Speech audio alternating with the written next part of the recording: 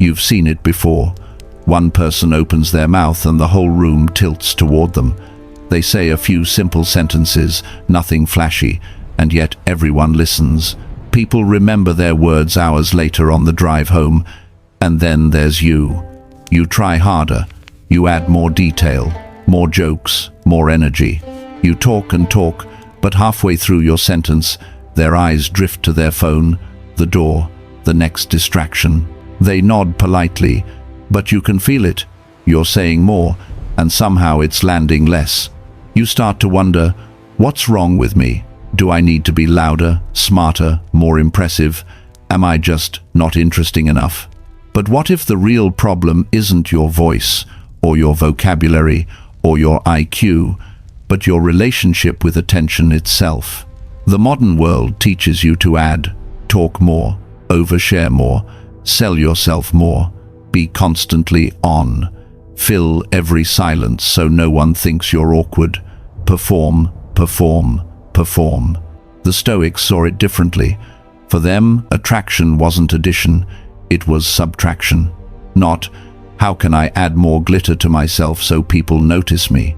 But what can I remove people-pleasing, nervous talking, fake confidence, so that who I really am can finally breathe? Marcus Aurelius wrote, "Waste no more time arguing what a good man should be. Be one." In the same way, waste no more energy trying to act like an interesting person. Become someone whose presence has weight, so your words don't need decoration. In this video, we'll walk through 7 simple phrases. Tell me more about that. That sounds difficult. I appreciate you. I don't know. I was wrong. Silence. And no, these aren't tricks. They are Stoic habits you can practice every day to speak less, mean more, and quietly become the kind of person people are drawn to without knowing why. If you're ready to stop performing and start being real, hit subscribe, like this video, and stay with me, and quietly say to yourself, I'm allowed to stop performing and start being real. Phrase 1. Tell me more about that. Think about the last time someone casually opened a door into their inner world with you. I just started learning guitar. I've been getting into painting lately. I'm trying to get back into the gym. Most people hear that and immediately grab the steering wheel of the conversation. Oh, I used to play guitar in college. You should see the drawings I did a few years ago. When I was lifting seriously, here's what worked for me. On the surface, it sounds harmless. You're just connecting, right? But look a little closer. They cracked the door open to their story, and you rushed in talking about your own house. The spotlight that was gently resting on them swings straight back to you. Now they're standing in the dark, nodding politely while you explain a life they didn't ask about. They say one sentence. You answer with a paragraph. By the time you stop, the moment they were trying to share has already died. This is the trap. When you're insecure about being interesting, you keep trying to prove that you are. You stack story on top of story, advice on top of advice, thinking, if I add enough, people will see my value. The result is the opposite. The more you talk about yourself, the less anyone feels themselves in your presence. The Stoic shift is subtle but life-changing. Stop measuring your conversations by how impressive you sounded, and start measuring them by how the other person felt about themselves when they walked away. That's where 4 simple words come in. Tell me more about that. Someone mentions their new hobby, their side project, their strange little obsession. Instead of climbing on top and making it about you, you hand it back to them. You lean in slightly and say, tell me more about that. And then you stop talking. Not fake listening, where your eyes are in their direction but your mind is busy drafting your next sentence. Real listening, the kind where your attention is fully on them, not on the performance of you. In that moment, something rare happens. Their shoulders soften, their eyes wake up, their voice gains color. Why?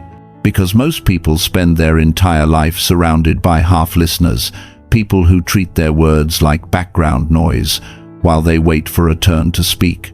Actual curiosity is magnetic because it is almost extinct. We live in a world where everyone broadcasts, but almost no one receives. Even in person, people are mentally editing their highlight reel instead of actually being with each other.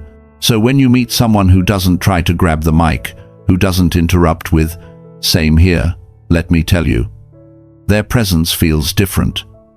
They are not pulling you into their movie. They're asking to watch yours. Epictetus told his students, "We have 2 ears and 1 mouth so that we can listen twice as much as we speak." He wasn't telling them to be silent forever. He was teaching that listening is an active discipline. It's choosing, moment after moment, to place your attention on what is in front of you instead of on the performance inside your head. That's what "tell me more about that" really is. Attention made visible. Listen to what people share with you after those words. At first, they may stay on the surface. "Yeah, I've been taking a few lessons." If you stay with them, if your eyes and body say, "I'm still here," they go deeper without realizing it. They start telling you why they chose that instrument, when they first felt drawn to it, what it gives them that nothing else does. Or they talk about how getting back to the gym is really about taking themselves seriously again after years of neglect. Or how painting is the only place their mind finally shuts up. In a few minutes, you know more about what makes them feel alive than their co-workers have learned in years of small talk. But here is the important part. Later, when they think of that conversation, they will not remember your exact words.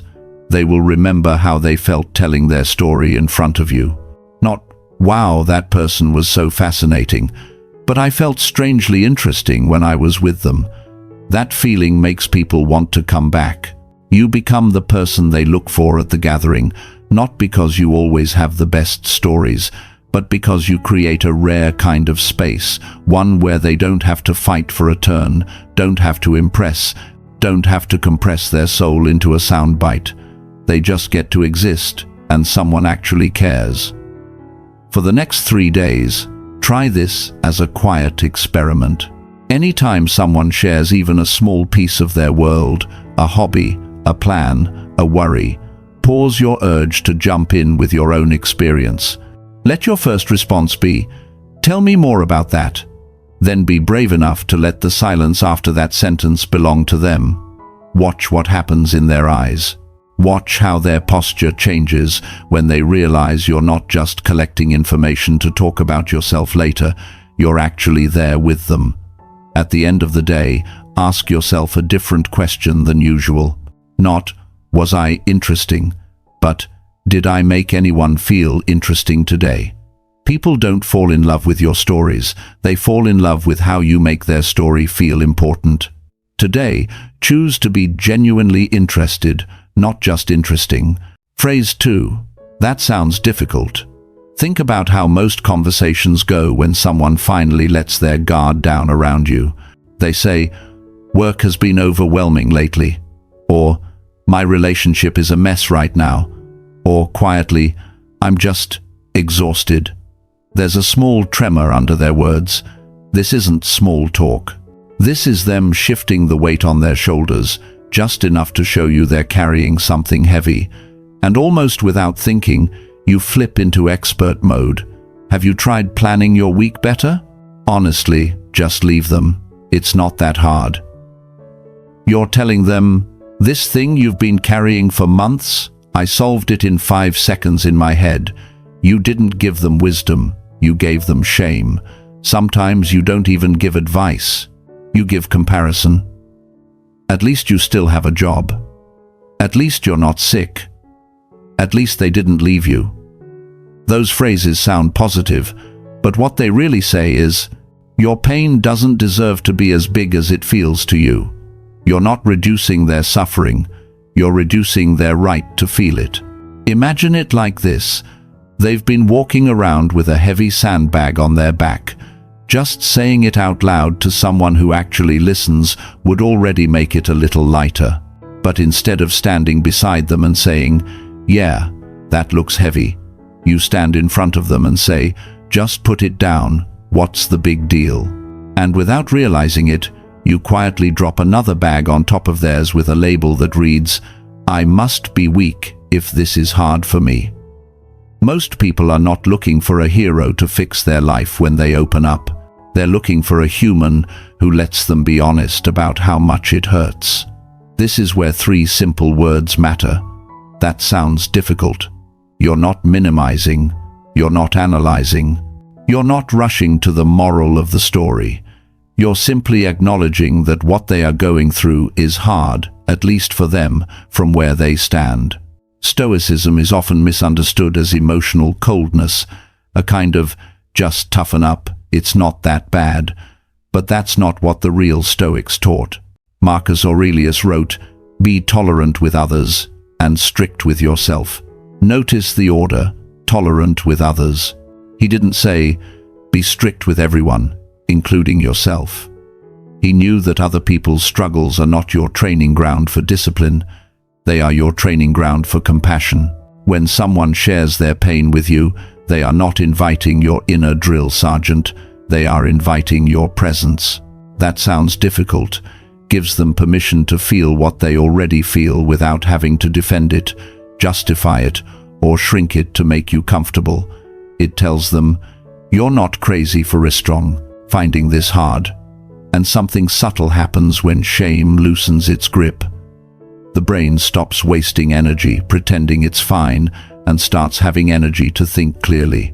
Validation doesn't magically solve their problem, but it often dissolves the fog around it. In that clearer space, they can finally see what they need to do next. This doesn't mean you encourage people to stay stuck. Stoicism isn't about sitting forever in your feelings. It's about seeing reality clearly enough to act wisely. But you can't see clearly if you're busy proving that you're not supposed to hurt. A calm, that sounds difficult, is often the doorway through which honest problem-solving finally walks. Think about a time you were struggling and someone jumped straight into solutions mode. Did you feel cared for or judged? Did you feel lighter or stupid? Most likely, you shut down. You nodded, you said, "Yeah, maybe you're right," and inside you thought, "You don't get it." Now remember a rarer time when someone simply said, "That sounds really hard," and then stayed. No lecture, no, "When I was your age," story, no, "At least," comparison, just stayed. That person became safe in your nervous system. Your body remembers them as someone I can bring the heavy things to. That's the kind of presence you're practicing when you use this phrase honestly, and you can practice it with yourself too. When your own mind starts saying, "Why are you tired? Other people have it worse. You should be handling this better," try answering back with the same compassion you offer others. "This is actually difficult. No wonder I feel stretched." You are not excusing laziness. You are removing unnecessary shame so you can move forward instead of fighting yourself. This week, try a small experiment. The next time someone around you mentions they're stressed, tired, or overwhelmed, resist the urge to fix. Let your first response be, "That sounds difficult." Then stop. Let silence do its work. If they want to say more, they will. If they don't, you've still given them something rare. The right to have a hard time without being told they're overreacting. Only offer advice if they clearly ask, "What do you think?" And even then, offer it gently, as your experience, not as the obvious answer they should have found on their own. When I went through something similar, this helped me. It might not be right for you, but it's there if you want it. You don't have to be the hero who fixes everything. Be the human who makes it safe to feel anything. Say this quietly to yourself. I honor other people's struggles instead of shrinking them. Phrase 3. I appreciate you. There are people in your life who quietly hold the world together and almost no one notices. The coworker who always stays late when a deadline goes sideways. The friend who picks up the phone at 2 a.m. when everyone else is busy. The family member who keeps the house running, remembers birthdays, fills the fridge, pays the bills, and somehow still asks how your day was. And what do they usually get in return? Thanks. Thanks for helping. Thanks for covering for me. Polite, correct, but small. It's like their whole life is written as a notebook full of tiny lines. Helped, showed up, stayed late, drove you home, listened to you cry, lent you money, supported your dream. Page after page of quiet actions. And the world just flicks through, scanning the bullet points, never really looking at the author. At work, they're the reliable one, the person who gets things done. At home, they're the provider, the one who cooks, the one who remembers everything. Their identity gets reduced to functions, output, utility. Who they are disappears behind what they do. Most thank yous keep that pattern alive. They stay at the level of tasks. Thanks for staying late. Thanks for helping me move. Thanks for covering my shift. Again, not wrong. But imagine hearing that for 10 years. You start to feel like a machine that spits out help and receives thanks as payment. Now feel the difference here. I appreciate you. Not what you did, you. It carries a different message. I see the kind of person you are when nobody's watching. I see your pattern, and that matters to me. Think about someone in your own life who has a pattern of showing up. Maybe it's the friend who always checks on you after a rough day. Maybe it's the sibling who never forgets to invite you, even when you've been distant. Maybe it's the colleague who never throws you under the bus, even when it would make them look good. What would it feel like if, just once, someone looked you in the eye and said, I appreciate you. You always show up when it counts. Not, you did a good job on that project, but you are the kind of person who can be counted on. That goes past behavior. It touches character. The Stoics cared deeply about character. Marcus Aurelius began many of his mornings reflecting on the people around him, their patience, their generosity, their honesty, not because they served him, but because he saw their existence as a privilege, to live this life surrounded by other human beings with their own strengths, stories, and virtues. When you say, I appreciate you, you are practicing the same discipline. You are training yourself to notice the invisible goodness that keeps your world from falling apart. You're choosing to honor it out loud. There's another layer here. Most people are starving to be seen beyond their usefulness. They won't say that out loud. They'll keep doing the work, keep showing up, keep being the strong one. But deep down, there is a quiet ache. Does anyone actually see me, or do they just see what I provide? When you use this phrase sincerely, you feed that part of them. You give them proof that their existence has value beyond their output, that they matter not just when they're producing, fixing, helping, but also when they are simply themselves. Of course, like all powerful phrases, this one can be diluted. If you scatter, I appreciate you, over tiny, trivial moments, I appreciate you for passing the salt, it loses weight. It becomes just another casual politeness. The key is to reserve it for character, not convenience.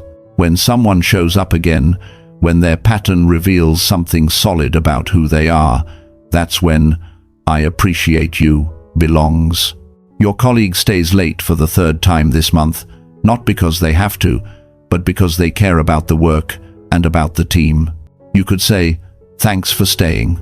Or you could take a breath, look at them properly, and say, I appreciate you. You always show up when it counts. Your friend listens to you process the same heartbreak for the 6th time. Instead of just saying, thanks for listening, you pause and say, I appreciate you. You never make me feel like I'm too much. Your partner quietly handles details you hate dealing with: appointments, reminders, small life maintenance. One evening, instead of another quick thanks, you say, I appreciate you. You carry so much so I don't have to worry. I see that. That moment lands in a different part of their body. It doesn't just hit the task completed folder, it hits the I am seen folder.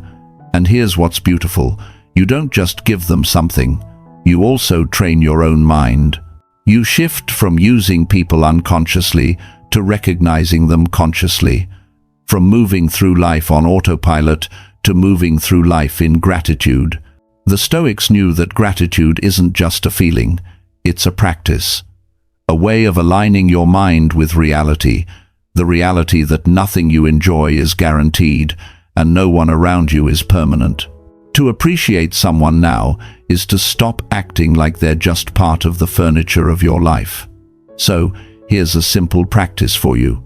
Think of one person in your life who has been consistent, someone who, if you're honest, you rely on. Maybe you've thanked them 100 times for specific things, but you've never named the pattern. Today, or this week, tell them, I appreciate you. You always show up when it counts.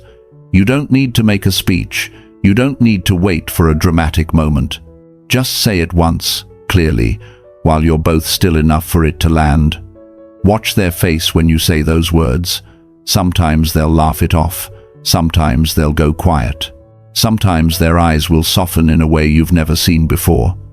However they respond, something inside them will file that moment under, I was seen. And remember, this isn't flattery. Stoicism has no interest in empty compliments. This is about truth. If you don't truly appreciate someone, don't pretend. But where the appreciation is real and unspoken, let it be spoken. Let it be heard. Thanking people for what they do is polite. Appreciating who they are is transformative. Say this quietly to yourself. I see people, not just their usefulness. Phrase 4. I don't know. There's a moment you know too well. You're in a conversation, or a meeting, or a group chat, and someone turns to you with a question you're not prepared for. So what do you think about this new policy? Isn't that book basically saying the opposite? Do you know how this actually works? And there's that tiny flash of panic. You don't really know. Maybe you heard something once. Maybe you saw a headline. But instead of saying that, your mind scrambles for anything that sounds intelligent. You stitch together buzzwords, half-memories, and vague opinions into a sentence that feels right, but isn't really grounded in anything. On the surface, it sounds fine. You hit all the keywords. You use the right tone. You sound confident.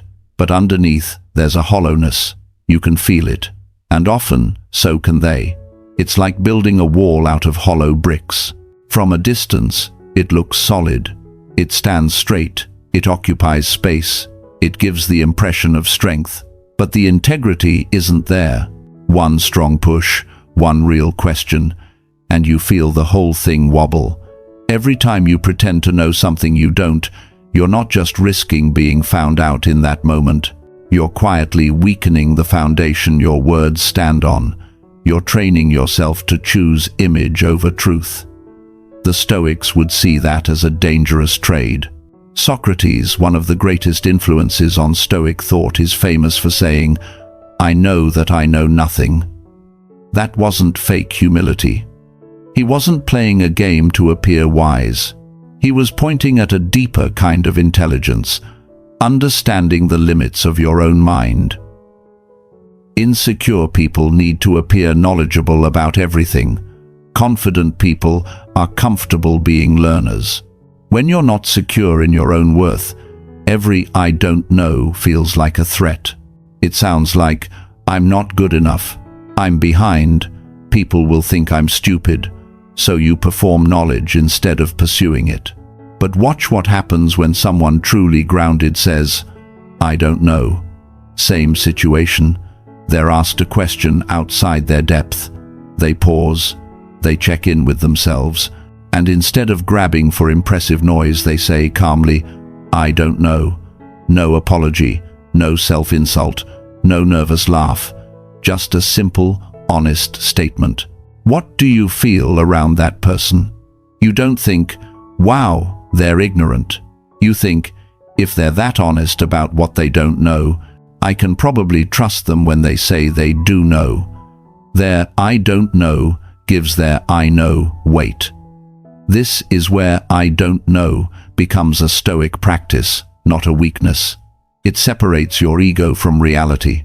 It says, "My value is not built on the illusion of knowing everything. My value is built on my relationship with the truth." And honesty about what you don't have makes what you do have far more valuable. Think about someone in your life who always has an opinion, always has a take, always acts like an expert on every topic. After a while, their certainty stops meaning anything. You start to tune them out because you know they care more about sounding right than being right.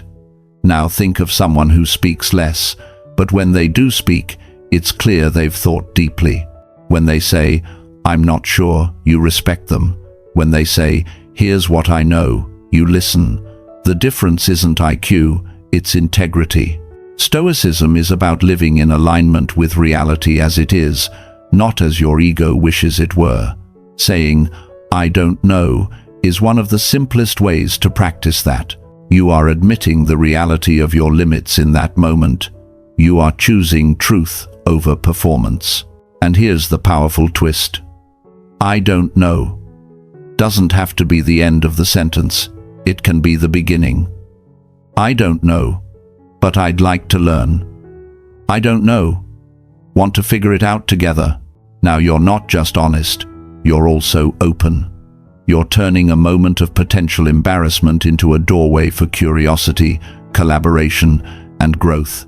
You move from "I must already be the expert" to "I'm willing to become wiser." Over time, this changes how people experience you. You stop being the person who always has an instant take. You become the person whose words are anchored. When you share an opinion, they know it's not just a reflex or a performance, it's something you've actually thought about. Your words carry weight because you've proven you're willing to stay silent when you don't have any. So here's your practice for this week. Notice the moments when you're tempted to fake knowledge. The meeting where you want to sound like you read the whole report. The conversation where everyone is discussing a book you've only seen quoted online. The topic where you've skimmed the surface but never really studied it. In one of those moments, just once, choose a different path. Take a breath and say, "I don't know, but I'd like to learn." Or, "I don't know, want to figure it out together."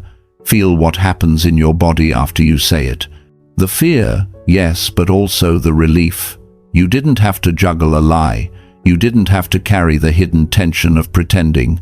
You chose alignment instead of anxiety. And watch how people respond. Some will be surprised. Some will be grateful for the honesty. Some may mirror you and admit what they don't know either. You may notice that the level of conversation actually rises because the game of who sounds smartest has quietly ended. Honesty about what you don't know is the foundation of trust in what you do know. Say this to yourself: "I don't perform knowledge, I pursue it." Phrase 5. I was wrong. There are few words your ego hates more than these 3. Think about the last time you realized, quietly, that you were wrong about something that actually mattered. Maybe you snapped at someone you love and later saw you'd taken your stress out on them. Maybe you judged a coworker as lazy, then discovered they were caring for a sick parent at home. Maybe you argued fiercely for a position, only to learn later that you'd misread the facts from the very beginning. There's that sinking feeling in your stomach.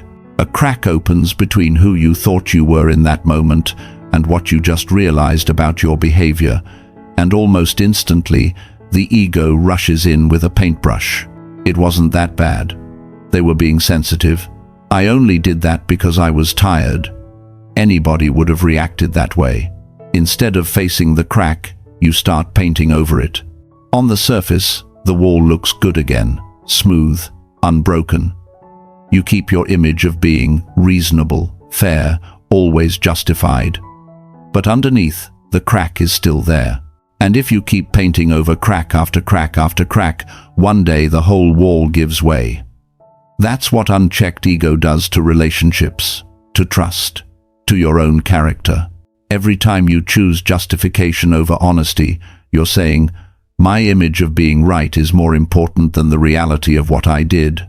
The Stoics would call that a loss. Because Stoicism isn't about being flawless. It's about being deeply committed to reality, even when reality makes you uncomfortable. And one of the most uncomfortable realities to face is, in that situation, I was wrong. Notice the wording. I was wrong. Not, I am a terrible person.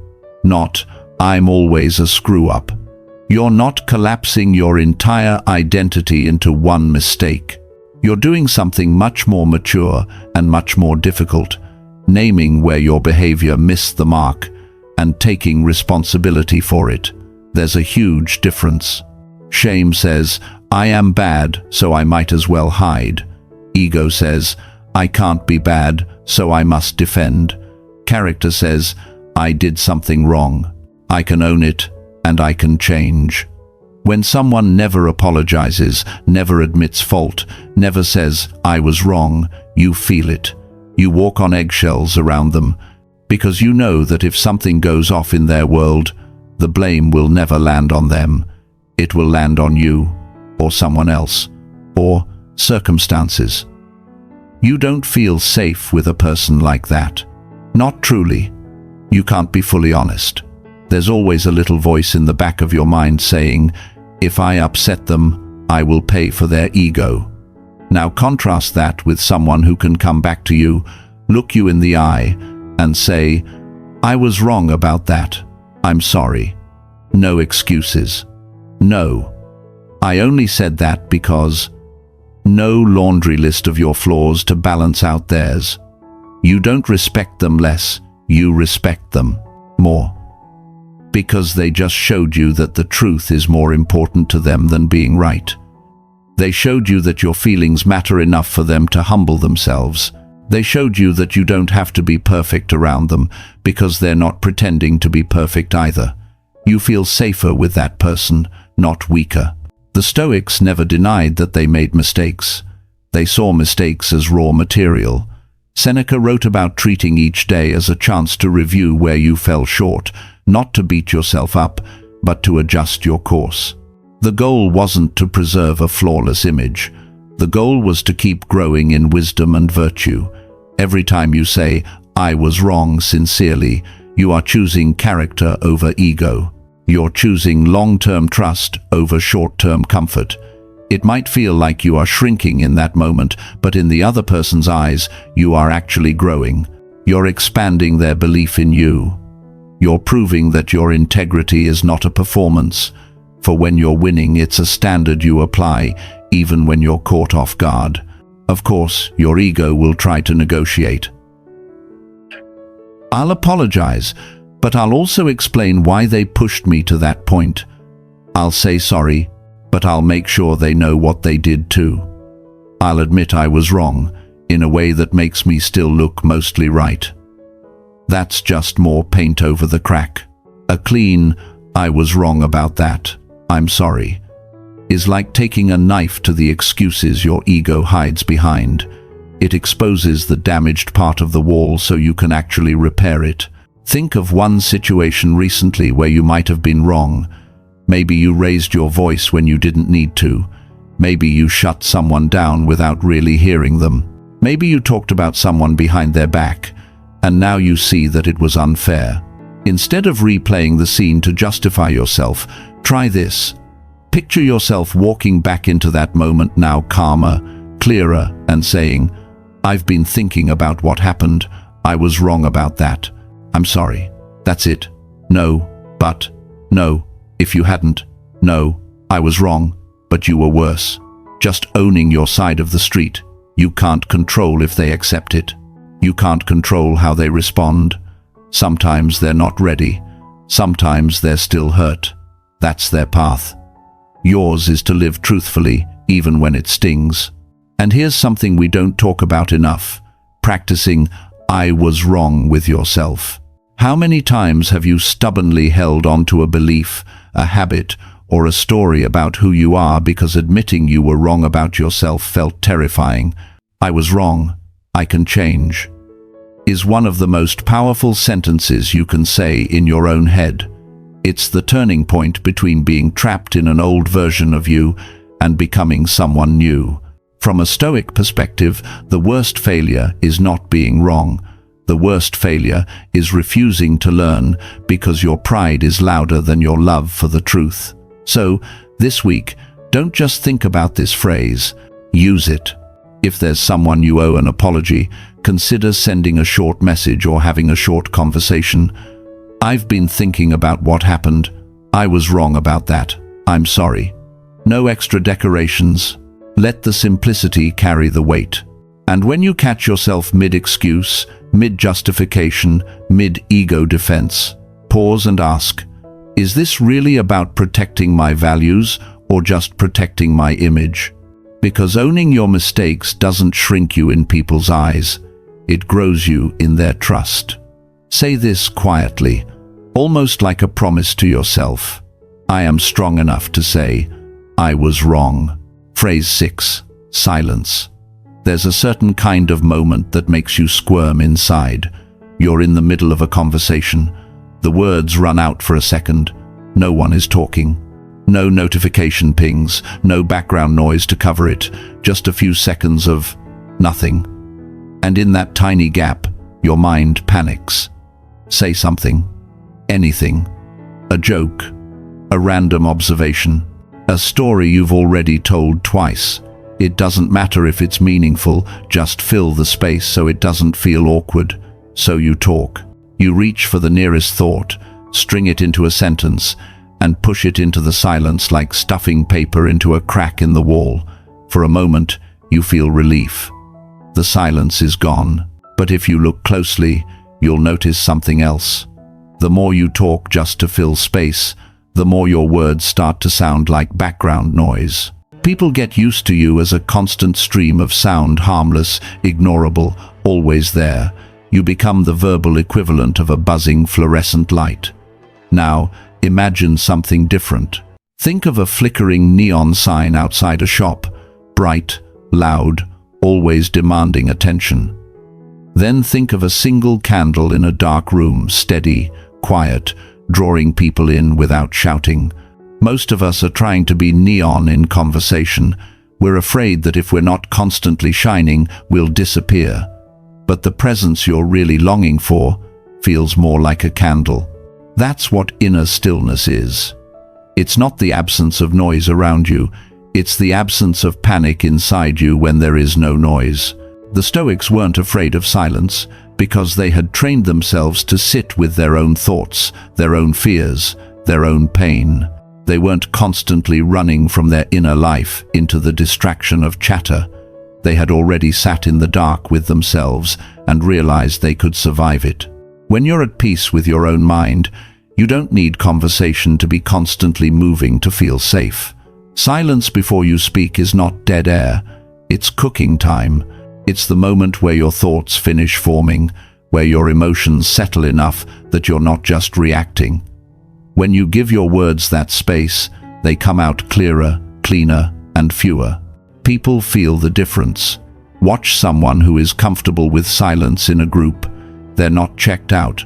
They're present, listening, observing. When asked a question, they don't fire back instantly. They pause for 2-3 seconds. They let their mind catch up. Then they offer one simple, grounded answer, and everyone leans in a little more, because the pause before they spoke signaled that what they were about to say wasn't just noise. Now watch someone who's terrified of silence. The moment a gap appears, they rush to fill it with whatever comes to mind. Jokes, opinions, stories piled on stories. Eventually, people stop hearing the content and just experience it as a blur. It's not that the person has nothing valuable to say. It's that their fear of quiet dilutes everything they say. Silence also reveals people. When there's a pause and you don't rush in to rescue it, other people will often start talking to escape their own discomfort. In those moments, They tell you things they might not have planned to share. Their insecurities, their real concerns, their unpolished thoughts slip out. You can learn more about someone from what they say to escape silence than from an hour of safe small talk. But this only works if your silence is genuine, not weaponized. If you're quiet but seething, or quiet but desperate for someone to fill the gap, people can feel that tension. It makes them tighten up. If you're truly at ease with quiet, if you're not using it to punish, control, or test anyone, it becomes a kind of soft permission. We don't have to perform right now. We can just be. Seneca wrote, "Silence is a lesson learned from the many sufferings of life." People who have suffered and actually faced that suffering don't need constant distractions anymore. They've already met the worst of their thoughts in the dark. They're not relying on continuous talking to avoid themselves. That's part of what makes their presence so calming. They're not running, so you don't feel like you have to run either. Practically, how do you start using silence as a Stoic practice instead of seeing it as an enemy? First, train yourself with small pauses.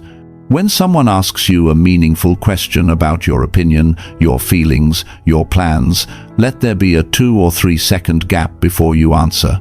Notice the urge to fill it immediately. Don't. Just breathe once. Then speak. You'll feel like it's an eternity. It's not. To other people, it feels like you're actually thinking.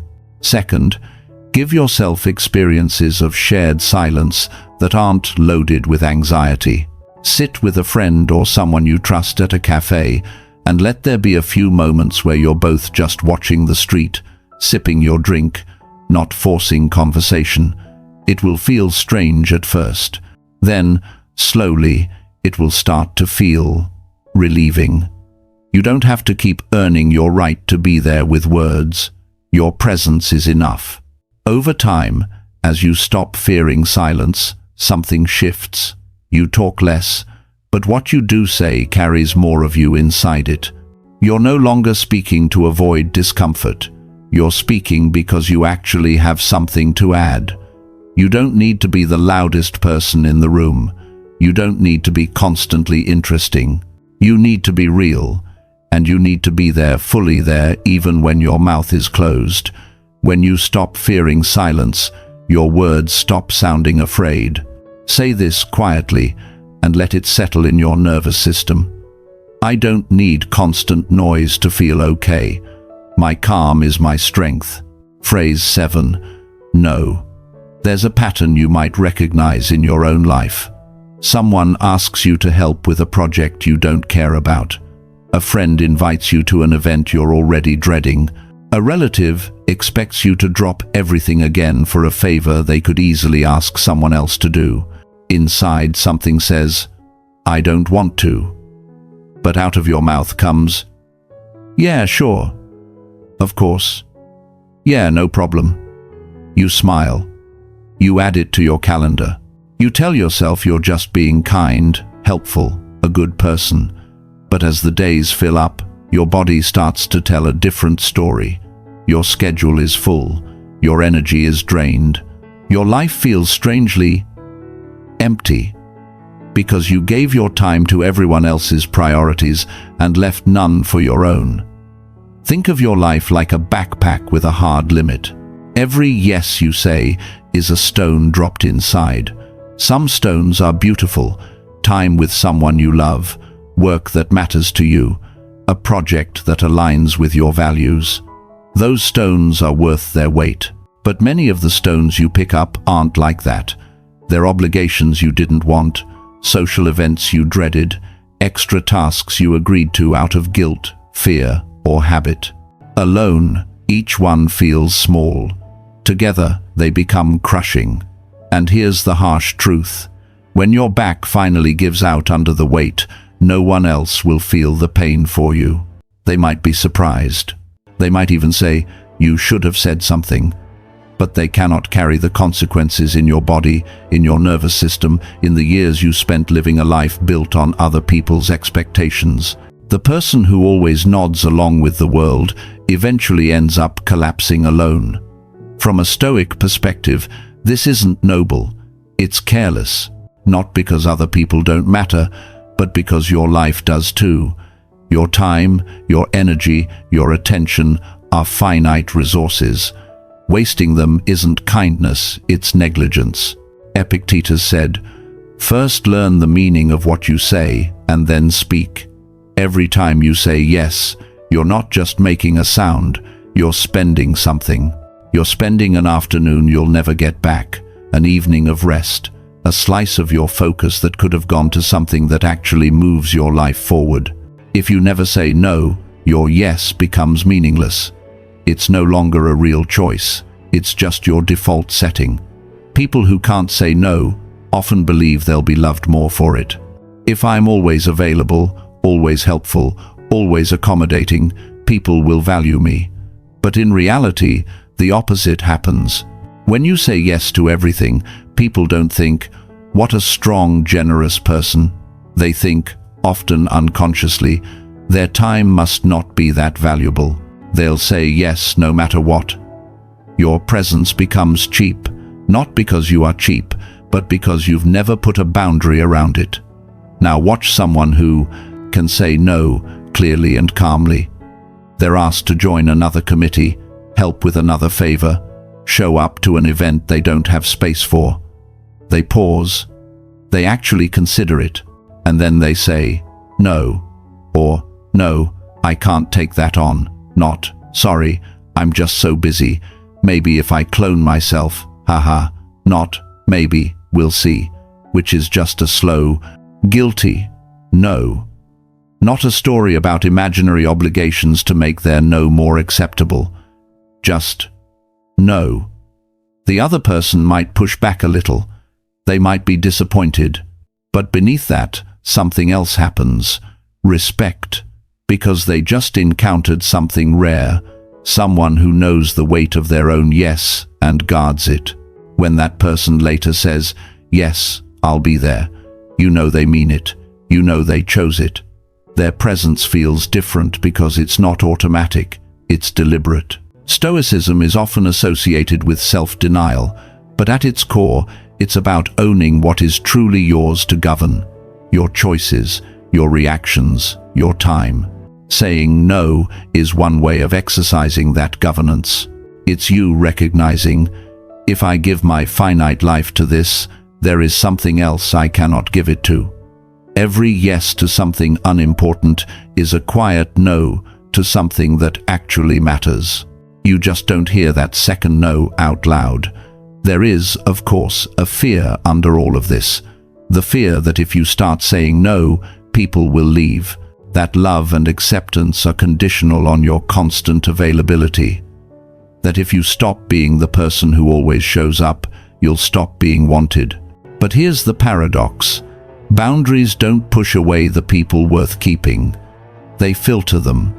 The ones who only valued you because you were easy to use will drift away when you say no. That's not a loss. That's clarity. The ones who care about you, who see you as a human being and not just a resource, will adjust. They might need time to get used to the new you who protects their time, but ultimately they'll respect it. They will know that when you are with them, it's not out of guilt or obligation, it's out of genuine desire. So how do you begin to practice this without burning your life down overnight? Start small. This week, choose one thing you would normally say yes to out of habit that you will say no to instead. It might be an extra favor at work that you truly don't have capacity for. It might be a social event you don't want to attend. It might be a quick call that always turns into an hour you didn't plan for. When the request comes, pause, breathe, and say, "No, I can't take that on." Then stop. Don't scramble to offer a long explanation. Don't fill the space with apologies. Let the sentence stand. The discomfort you feel afterward is not a sign that you're wrong. It's just your nervous system learning that you are allowed to protect yourself. Notice what happens not just externally, but internally. Under the fear, there is often a flicker of relief, of self-respect, of alignment. The more you practice this, the more your life starts to look like yours again. Your calendar has fewer things you dread and more things you chose. Your body softens a little. Your resentment decreases because you're no longer betraying yourself in the name of being nice. Your yes only has meaning when your no is real. Say this quietly, like you're reclaiming something that was always yours. My time is mine. I am allowed to protect it. Look at what you've just walked through. You didn't just learn 7 phrases. You learned 7 ways of being. You learned how to open space for other people's worlds with, "Tell me more about that." You learned how to honor their pain instead of shrinking it with, "That sounds difficult." You learned how to see the person, not just their usefulness, with, "I appreciate you." You built honesty and responsibility inside yourself with, "I don't know, and I was wrong." And you trained your presence and your boundaries with 2 things most people avoid their entire lives: silence and no. Together, these aren't tricks, they're a different kind of gravity.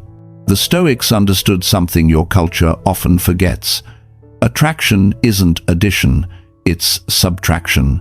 You don't need more performance, more charm, more noise. You need less defending, less pretending to know, less fixing other people so you don't have to sit with their feelings, less scrambling to kill every silence, less saying yes when your whole body is saying no. Every morning, you can't control who will approve of you, who will misunderstand you, who will stay, who will leave. But you can choose this. How much of today will I live in alignment with these 7 phrases? Will I listen with curiosity instead of waiting for my turn to talk? Will I let people's struggles be real instead of making them small? Will I be honest about what I don't know and where I was wrong? Will I let silence breathe? Will I protect my time like it actually matters? You don't need to perform to be magnetic. You just need to be present, honest, and brave enough to live these words. If one of these phrases hit you the hardest, write it in the comments below. Tell me more about that. I was wrong, or no. Let that be your quiet contract with yourself for this week. If this helped you see communication differently, subscribe, like, and share this with someone who's tired of performing. And when you're ready to go deeper into boundaries, self-respect, and Stoic communication, there's another video waiting for you. Choose carefully what you feed your mind next.